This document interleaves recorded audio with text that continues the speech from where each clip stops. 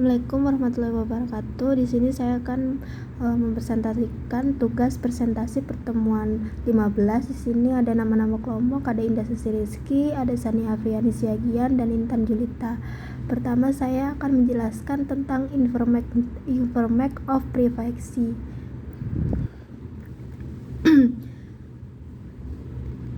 Nah, di sini selanjutnya saya akan menjelaskan tentang latar belakang. Dalam perjalanan menuju masa depan saat ini, perkembangan teknologi informasi semakin cepat dan semakin canggih, terutama pada era globalisasi. Kebutuhan akan informasi yang cepat, tepat, dan hemat menjadi internet sebagai salah satu sarana utama untuk berkomunikasi dan bersosialisasi oleh semua kalangan masyarakat, dari program sampai dengan perusahaan. Internet sendiri merupakan jaringan komputer yang bersifat bebas dan terbuka. Dengan demikian, diperlukan usaha untuk menjamin keamanan informasi terhadap komputer yang terhubung dengan jaringan sebagai usaha untuk menjamin keamanan suatu sistem informasi yang mereka miliki. Dikarenakan ada sisi lain dari pemanfaatan internet yang bersifat mencari keuntungan dengan cara negatif. Adapun pihak-pihak dengan maksud tertentu yang berusaha untuk melakukan serangan terhadap keamanan sistem informasi. Bentuk serangan yang hanya sepele dan mengesalkan sampai hal yang berbahaya. Semakin mudah kita berkomunikasi dan mencari informasi, maka di dalam kemudahan tersebut juga terdapat segala macam kejahatan dan kecurangan yang dilakukan oleh oknum-oknum yang tidak bertanggung jawab dan tidak legal. Nah, selanjutnya di sini saya akan menjelaskan tentang pengertian cybercrime. Cybercrime merupakan bentuk-bentuk kejahatan yang timbul karena pemanfaatan teknologi. Beberapa pendapat mengasumsikan cybercrime dengan komputerisme. The US Department of Justice memberikan pengertian computer crime sebagai any illegal extraordinary knowledge of computer technology for its prevention, investigation, or prosecuting. Pengertian tersebut identik dengan yang diberikan Organization of Europa Community Development yang mendefinisikan computer crime sebagai any illegal, unethical, or horizontal before relation to yet out processing and or the transmission of data. Adapun Andi Hamzah pada tahun 1989 dalam tulisannya yang aspek-aspek pidana di bidang komputer mengartikan kejahatan komputer sebagai kejahatan di bidang komputer secara umum dapat diartikan sebagai penggunaan komputer secara ilegal. Dan beberapa pengertian di atas secara ringkas dapat dikatakan bahwa cybercrime dapat didefinisikan sebagai perbuatan melawan hukum yang dilakukan dengan menggunakan internet yang berbasis pada kecanggihan teknologi, komputer dan telekomunikasi, baik untuk memperoleh keuntungan ataupun tidak, dengan merugikan pihak-pihak yang lain. Nah, selanjutnya saya akan memberi pengertian tentang cyberlaw. Cyberlaw adalah hukuman yang digunakan di dunia maya, cyberspace, yang umumnya diasosiasikan dengan internet. Cyberlaw merupakan aspek hukum yang ruang lingkupnya meliputi suatu aspek yang berhubungan dengan orang, perorangan, atau subjek hukum yang menggunakan dan memanfaatkan teknologi internet yang dimulai pada saat only dan memasuki dunia cyber atau dunia maya. Cyberlaw sendiri merupakan istilah yang berasal dari cyberlaw, cyberspace law. Cyberlaw akan memainkan perannya dalam dunia masa depan, karena nyaris tidak ada lagi segi kehidupan yang tidak bersatu oleh keajaiban teknologi dewasa ini, di mana kita perlu sebuah perangkat atur mainnya. Infringements of privacy. Infringements of privacy adalah merupakan kejahatan yang ditujukan pada informasi seseorang yang merupakan hal sangat pribadi dan rahasia. Kejahatan ini biasanya ditujukan terhadap keterangan seseorang pada formulir data pribadi yang tersimpan secara komputerisasi, yang apabila diketahui oleh orang lain dapat merugikan korbannya secara material maupun immaterial, seperti nomor kartu kredit, nomor PIN ATM, cacat atau penyakit tersembunyi, yang sebagainya. Penyebab masyarakat Indonesia sampai saat ini dalam merespon aktivitas cybercrime masih dirasa kurang. Hal ini disebabkan antara lain oleh kurangnya pemahaman dan pengetahuan atau lack of information masyarakat terhadap jenis kejahatan cybercrime.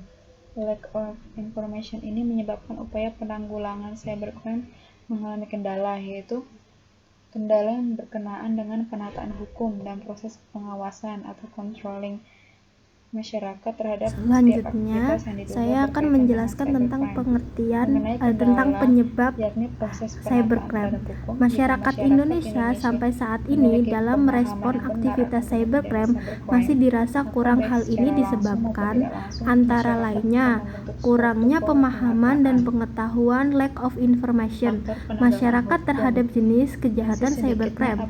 Lack of information ini menyebabkan upaya penanggulangan cybercrime mengalami kendala, yaitu kendala yang berkenaan dengan penataan hukum dan proses pengawasan atau controlling, dan cybercrime mengenai kendala yakni penataan terhadap hukum. Jika masyarakat di Indonesia memiliki pemahaman yang tidak tindak pidananya cybercrime, maka baik secara langsung maupun tidak langsung masyarakat akan membentuk suatu pola penataan di satu daerah. Kedua, faktor ketiadaan undang-undang. Perubahan sosial dan perubahan hukum tidak selalu berlangsung bersama-sama. Artinya pada keadaan-keadaan tertentu perkembangan hukum mungkin tertinggal oleh perkembangan unsur-unsur lainnya dari masyarakat. Sampai saat ini pemerintah Indonesia belum memiliki perangkat perundang-undangan yang mengatur tentang cybercrime.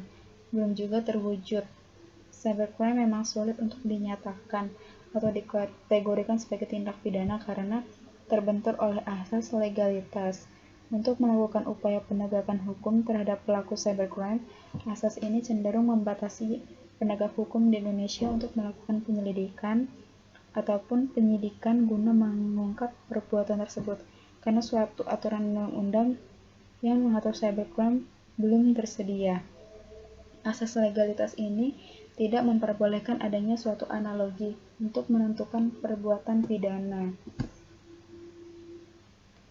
Contoh kasus yang ke-1, melakukan penyadapan informasi seperti halnya menyadap transmisi data orang lain. Kedua, melakukan penggadaan tanpa izin pihak yang berwenang. Bisa juga disebut dengan hijacking. Hijacking merupakan kejahatan melakukan pembajakan hasil karya orang lain. Contoh yang sering terjadi yaitu pembajakan perangkat lunak atau software privacy. Ketiga, melakukan pembobolan secara sengaja ke dalam sistem komputer. Hal ini juga dikenal dengan istilah unauthorized access, atau bisa juga diartikan sebagai kejahatan yang terjadi ketika seseorang memasuki atau menyusup ke dalam suatu jaringan komputer secara tidak sah, tanpa izin, atau tanpa sepengetahuan pemilik sistem yang jaringan komputer yang dimasukinya. Jelas itu sangat melanggar privasi pihak yang berkepentingan atau pemilik sistem jaringan komputer. Contoh kejahatan ini adalah robbing dan fraud.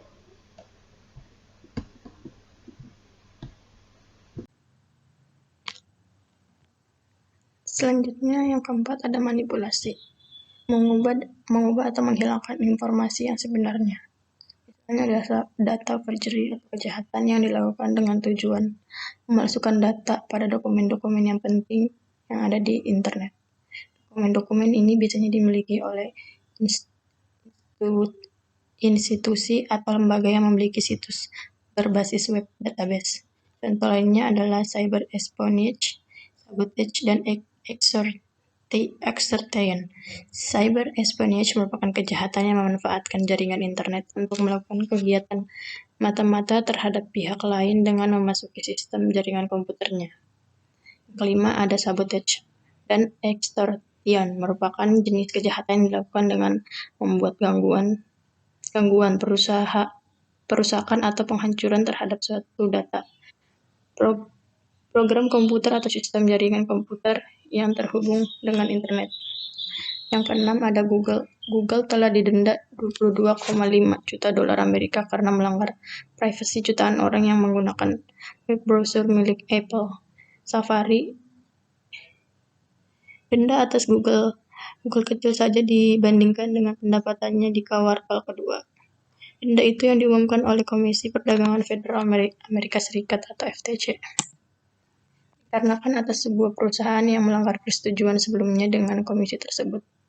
Oktober lalu, Google menandatangani sebuah persetujuan yang mencakup janji untuk tidak menyesatkan konsumen tentang praktik-praktik privacy. Tapi Google dituduh mengunggah cookies untuk secara rahasia melacak kebiasaan dari jutaan orang yang menggunakan Safari Internet Browser milik Apple di iPhone dan iPads. Google mengatakan pelacakan itu tidak disengaja dan Google tidak mengambil informasi pribadi seperti nama, alamat, dan data kartu kredit.